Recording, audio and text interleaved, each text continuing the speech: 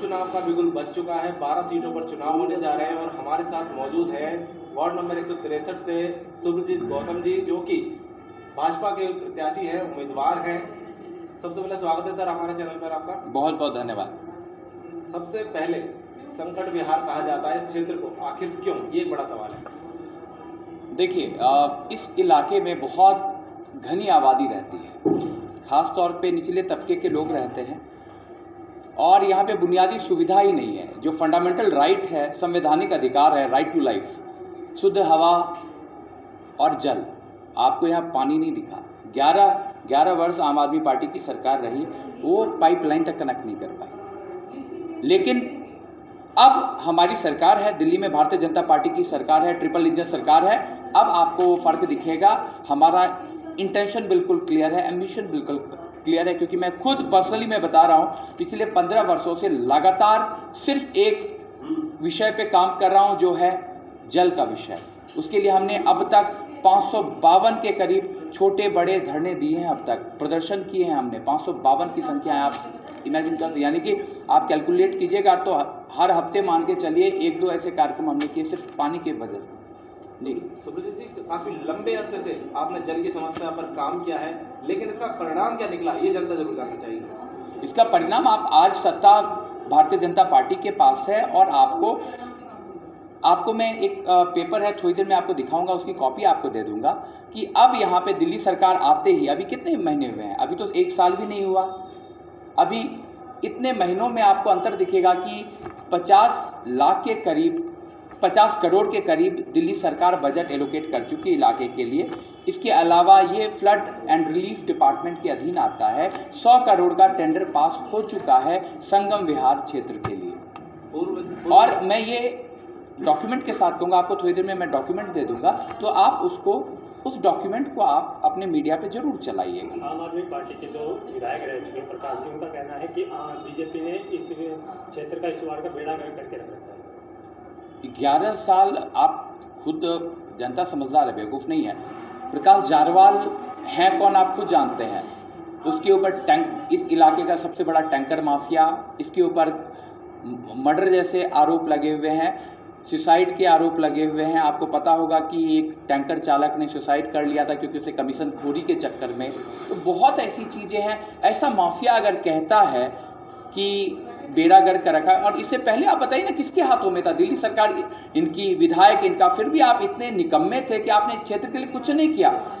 तो आज आपको जनता ने आपको सत्ता से हटा दिया ना, तो सच्चाई आप बजट एलोकेट हो रहा है, काम पास हो रहा है। आज ट्रिपल इंजन की सरकार होने का फायदा है। एक बात बताइए, आप प्रकाश जारवाल कहते रहे, चलिए 1 सेकंड को मानिए, जनता भूल चूक से उसके बहकावे में आकर के कल को आम आदमी पार्टी का पार्षद चुन भी लेती है। आप बताइए, आम आदमी पार्टी का जो पार्षद है, क्या उसका अपना विधायक, उसका अपनी पार्टी का विधायक उसका फोन नहीं उठाएगा?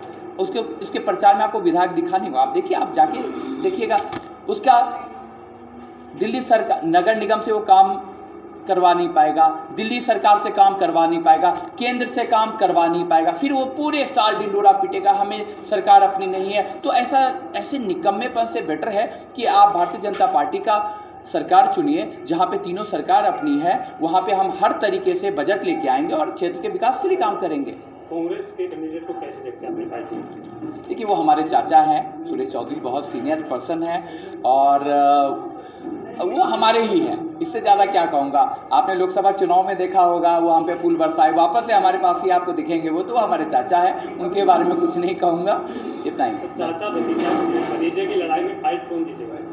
देखिए, फाइट हमारे बीच, मतलब अब आप कुछ समझिए, वो इंडिपेंडेंट अगर रहते तो भी कुछ फाइट होती भी शायद, लेकिन अब वो एक ऐसी पार्टी जो डेड पार्टी है, उसका उन्होंने पटका अपने गले में डाल लिया है। तो अब चाचा को कौन समझा कि आप बार बार हर बार बदलते रहेंगे, कभी बीएसपी, कभी बीजेपी, कभी कांग्रेस। तो अब पब्लिक समझदार है भाई, आप पे आपकी क्रेडिबिलिटी क्या है। आप चाचा है हमारे, मैं कुछ ज़्यादा नहीं बोलूँगा। हाँ जी। पूर्व में विधायक रहे प्रकाश जारवाल जी ने आरोप लगाया कि भाजपा सरकार संगम विहार को बसाने की बजाय उस पर जल्दी तोड़ने की कार्रवाई करने वाली है, इस पर क्या कहना है?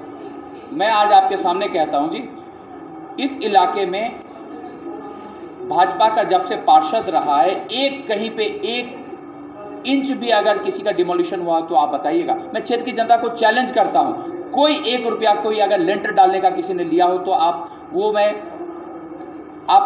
समझ जनता को चैलेंज करता हूं। तो ये है भाजपा की सरकार, कहीं पे ना कोई डिमोलिशन हुआ है, ना एक गरीब आदमी को प्रताड़ित किया गया। लेकिन हाँ, यही अगर आम आदमी पार्टी के जहां जहां पार्षद है आप पता कीजिए, वहां पे डिमोलिशन भी हुआ है, वहां पे इन लोगों ने वसूली के लिए हर प्रकार से प्रताड़ित भी किया है। तो क्या लगता है कि जो 12 वार्डों में चुनाव हुआ जी, तो बीजेपी कितने में बढ़ती है? बिल्कुल 12 में 12, 12 आउट ऑफ 12, 100% स्कोर रहेगा हमारा, क्योंकि हमारा होमवर्क बहुत अच्छा होता है और लोगों को भरोसा है हम पे, और मोदी जी के नेतृत्व पे भरोसा है। और मुख्यमंत्री आपको इतनी जुझारू मिली है, बड़ी बहन रेखा गुप्ता जी, आपको मैं बता दूं हमारी खुद पर्सनली मुलाकात, क्योंकि जब टिकट हमारा फाइनल हुआ तो क्योंकि जल का मुद्दे, जो जल संकट है, जल का मुद्दा है, इस पे मैं पर्सनली मिला और बहन जी ने आश्वासन दिया है कि शुभजीत एक बार ये चुनाव हो जाए, अगर हमारी सरकार आई तो 101% सारी चीज़ें तैयार है, फाइलें तैयार है, सब कुछ तैयार है, सिस्टम अगर एक बार और फ्लो के साथ बहुत जल्द आपको ये अंतर, जो आपको संकट विहार जो आपने शब्द यूज़ किया था, वो संकट विहार की जगह चमकता हुआ संगम विहार आपको देखने को मिलेगा। आम आदमी पार्टी का सबसे बड़ा आरोप है कि बीजेपी है कि केवल दिखावे की राजनीति करती है, काम की नहीं।